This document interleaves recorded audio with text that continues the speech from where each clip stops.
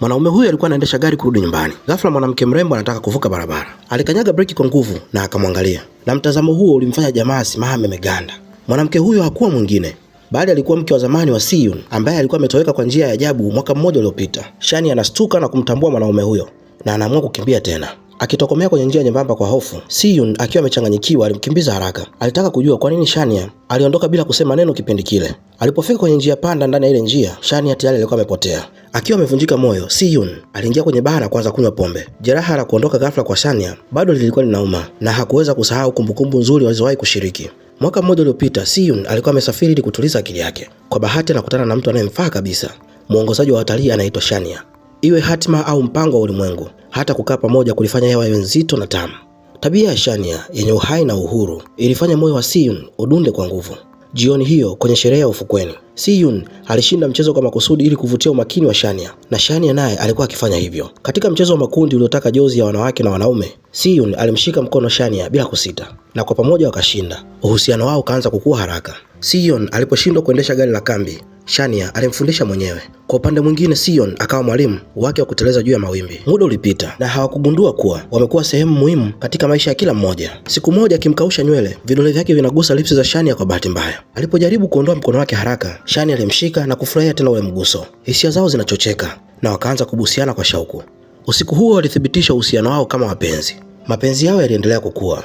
Walicheza na kucheka kwenye mvua. Ilikuwa ni kwa mara ya kwanza hawakujisikia vibaya kukosa mwamvuli. Badala yake hiyo iliwafanya wawe na furaha zaidi. Hatimaye walifanya harusi ndogo ya faragha, wakiwa wao wenyewe kama mashahidi. Walibadilishana pete kama kiapo cha kutokuzivua hadi kifo. Baada ya miezi miwili ya furaha, Si-Yun alilazimika kuondoka kwa kazi. Wakati wa kuagana, alimkumbusha Shania kusevu namba yake na kuahidi kwamba watakutana Jumamosi ya mwisho wa mwezi.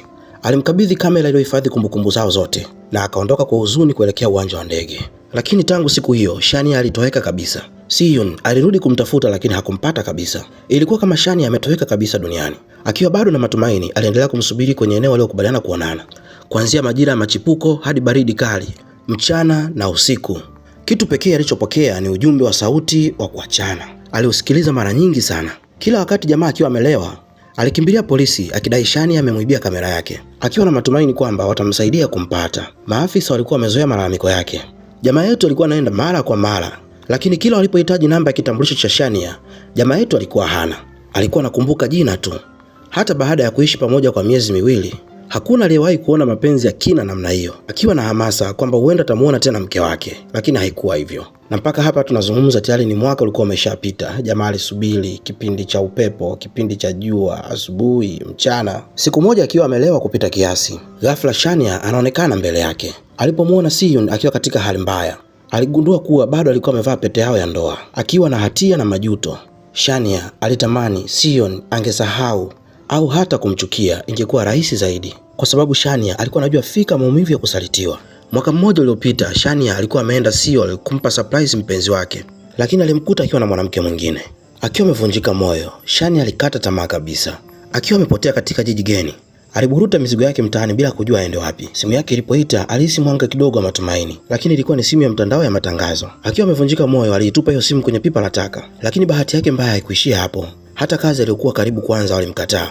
Akiwa hana matumaini, alipanda basi na hakujua wapi alikuwa anaelekea. Katika safari ilionekana kama haitoisha, alishuka katika kituo cha mwisho, sehemu ambayo angeanza maisha mapya. Na hapo ndipo alipokutana na Si-Yun, kijana mwenye moyo mwema na safi aliyempenda kwa dhati. Shania alitamani kumweleza ukweli kuhusiana na maisha yake, lakini aliogopa kwamba hangemkubali. Jibu lake lilimfanya kuondoka tena ili kuepuka kurudia makosa yale yale. Hakuwa na chaguo lingine isipokuwa kuondoka. Hiyo ndo sababu ya kutoweka kwa ghafla. Lakini sasa alipomwona Si-Yun ameamka na kutambua kwamba kweli alikuwa yeye, Shania hakukimbia tena. Akimtazama mke aliyekuwa anamuota mwaka mzima, alidhani kwamba anaota ndoto, lakini moyoni kabisa alitamani iwe kweli. Hata iweje, hakuweza tena kuzuia hamu na maumivu yaliyokuwa yamejikusanya kwa muda mrefu, kwa sababu bado alikuwa na mambo mengi ambayo alikuwa anatamani kumwambia Shania. Kwa nini watu wawili wanaopendana waumizane hivi? Mwishowe yote alitokana na kutokuaminiana vya kutosha. Tangu siku hiyo ambayo Shania alikutana tena na Si-Yun, aliamua lazima amrudishie Si-Yun kamera yake, lakini hakujua afanyaje. Usiku huo bila kujitambua, alijikuta akitembea sehemu aliyokuwa akikutana zamani.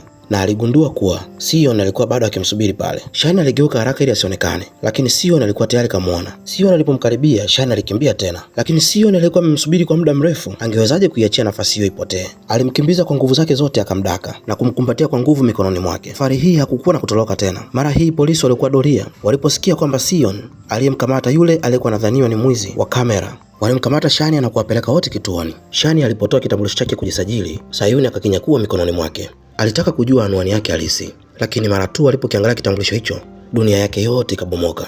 Jina la kwenye kadi halikuwa Shania, bali ni mtu asiyemfahamu kabisa, Lee Yun-woo. Sayun hakuweza kuamini macho yake. Alitamani iwe ni uongo. Kitambulisho hichi, ni wewe kweli huyu? Nini kinaendelea? Niambie. Kuanzia mwanzo hadi mwisho ulikuwa ukinidanganya tu, alipaza sauti. Mimi nilitaka kumpata Shania, nilimtaka sana. Lakini baada ya kutulia kidogo, aligundua jinsi alivyokuwa mjinga kumpatia mtu moyo wote ambaye hata hakuwa wa kweli. Nini kingeweza kuacha kipuuzi zaidi ya hili? Sayun aliondoka kituoni kwa hasira, akimwacha Shania amezama katika huzuni. Hata wakati mke wake wa zamani ambaye alitoweka kwa mwaka mmoja alipojitokeza mbele yake, Sayun hata hakumwangalia. Lakini alipodondoka chini hakuweza kujizuia kutoka kwenye gari kujua kama yuko sawa. Shania alipanga kurudisha kamera na kusema kwaheri kwa Sion, na hiyo ndo sababu alikuja. Sion alipogundua hilo, alilipuka kwa hasira na kuivunja kamera ambayo ilikuwa imetunza kumbukumbu zao za thamani. Ingawa aliumizwa sana na uongo wa Shania, lakini jamaa alitamani kusikia neno samahani, hisi au bora zaidi, kumbatio kama la zamani ambalo lingeweza kufuta kutokuelewana kote. Lakini hakuweza kuitikia kama Shania wa zamani, na hilo lilivunja moyo wa Sion zaidi. Kwa hasira alivua pete ya ndoa waliopanga kutokuivua kamwe, kuitupia ndani ya maji mahali walipoahidiana kukutana. Sasa mahali hapo hapakuwa na maana tena. Sayun aliendesha gari bila kuangalia nyuma, huku Shania akisimama pale pale akizama katika machozi ya majuto. Alitaka kumfuata kuelezea kila kitu, lakini kila aliposimama mbele ya Sayun, maneno alikataa kutoka. Tangu usiku huo, Sayun aliapa kutokumwona Shania tena. Alidhani muda ungeosha kila kitu, lakini kumbukumbu zilizidi kuwa kali kila siku. Nyakati za furaha pamoja na Shania zilijaa mawazoni mwake na hakuweza kuzizuia. Siku moja alipokuwa akifanya kazi ofisini kwake, Sayun alikuta kadi ya biashara ya Shania. Bila kuwa na uhakika kama alikuwa ni mtu yule yule, alipiga simu kwa udadisi. Sauti ya simu upande wa pili ilikuwa wazi ni ya Shania kabisa, lakini ghafla sauti ya mwanaume ikasikika, na Sayun akiwa ametikisika na kuchanganyikiwa akakata simu. Alidhani Shania ameanza uhusiano mpya na hakuweza kulikubali hilo. Kisha binamu yake anamwalika kwenye chakula cha jioni nyumbani kwa Shania. Kumbe rafiki mkubwa wa Shania alikuwa akichumbiana na binamu yake. Kutoka kwa binamu yake, Sayun aligundua kuwa mwanaume aliyekuwa nyumbani kwa Shania alikuwa ni rafiki yake wa utotoni na walikuwa wakishirikiana kibiashara.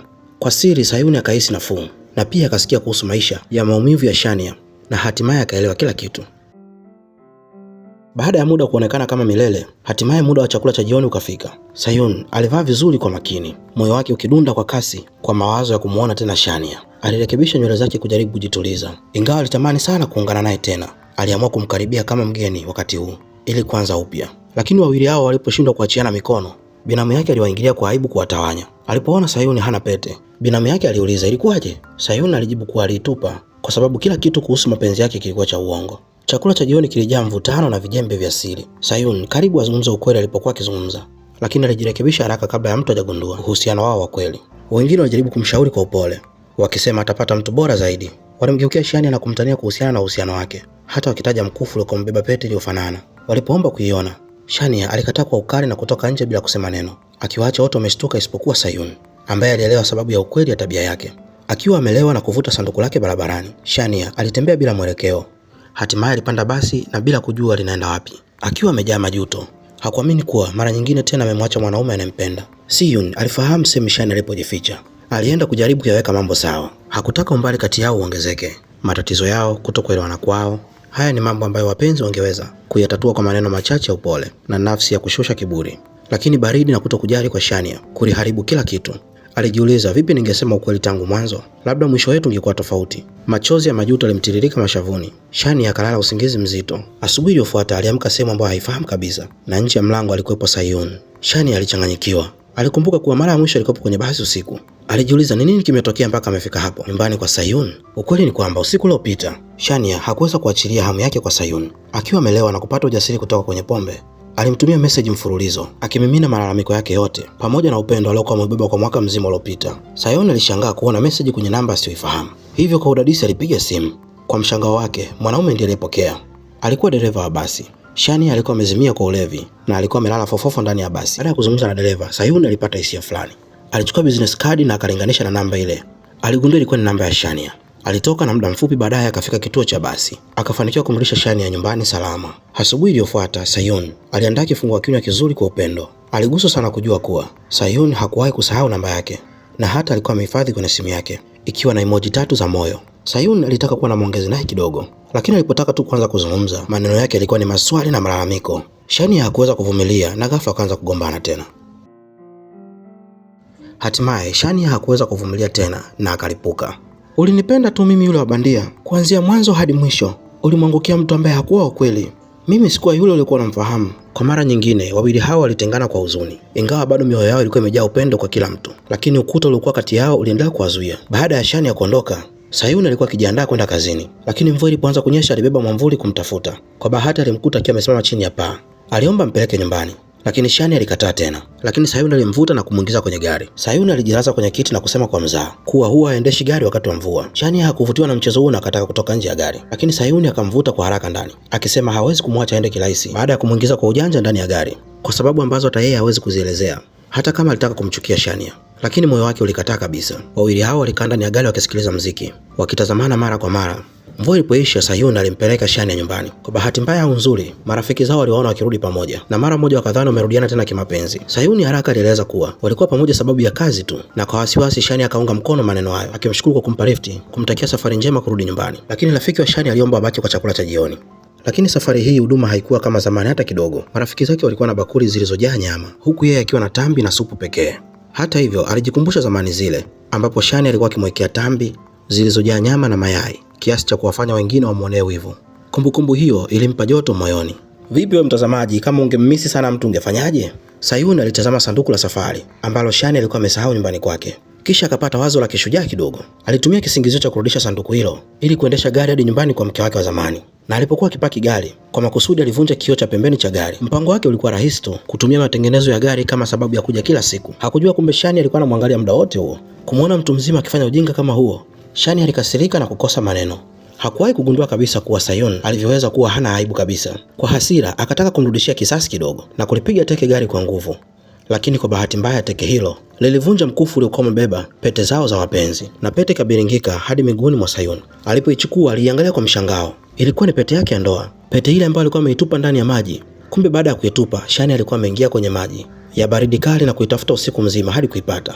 Shania alipogundua kilichokuwa kinaendelea, pete ya pili nayo ikateleza kutoka kwenye nguo zake. Kwa hofu alikanyaga haraka ili Sayun asione, lakini alipoulizwa kwa mara moja, Shania alikataa kukubali chochote. Akiwa na hamu ya kujua ukweli, Sayun alimuinua na kukimbilia kuchukua pete hiyo, na alipothibitisha kuwa ni ile pete aliyomvisha zamani, hisia zikamzidi nguvu. Sasa alijua kuwa Shania bado anampenda. Kwa hamu kubwa akaomba uthibitisho kutoka kwake, lakini Shania alibakia kimya. Hata hivyo, alipoona Sayun ni mwenye upendo wa dhati, alijua kuwa asipozungumza sasa asingepata nafasi nyingine tena. Akitazama macho ya mwanaume aliyempenda kwa kina hivyo, hatimaye akaacha kuficha hisia zake na kwa ujasiri kuifikia furaha yake mwenyewe. Kama tunavyojua, vitendo huzungumza zaidi kuliko maneno, na kwa wakati huo kuta zote kati yao zikabomoka. Walirudiana na akamvisha mkufu aliosubiri kwa muda mrefu kumvalisha. Baada ya kutengana kwa mara ya kwanza, Sayun alikuwa amerudi Seoul na kununua mkufu huo, akikusudia kumpa siku atakayoonana tena, lakini ilichukua mwaka mzima. Kwa bahati nzuri, hatima haikuwa imewasaliti. Ili mradi tu aliyekuwa amevaa mkufu huo ni Shania, hilo lilitosha. Chini ya theluji iliyokuwa ikipeperuka angani, wawili hao walishikana mikono na kutembea kuelekea maisha yao ya baadaye kwa pamoja. Funzo tunalolipata katika hadithi hii ni kwamba mapenzi yanaweza kuchelewa, lakini hayashindwi kufika. Upendo wa kweli hauishi kwa sababu ya makosa, bali huangamia pale watu wanaposhindwa kusema ukweli na kueleza hisia zao. Mapenzi ya kweli hukubali mtu alivyo. Kiburi kinaweza kuchelewesha furaha. Mapenzi ya kweli yanasubira. Na kwa wale wanaotazama simulizi hii, natumai hamtoacha majuto katika hadithi zenu wenyewe. Usiache kusubscribe, bonyeza alama ya kengele ili kuweza kupata notification tunapokuwa tunaweka movie mpya. Lakini pia usisahau kulike, comment na kushare. Ulikuwa nami Kaka Chotara, mpaka wakati mwingine, bye.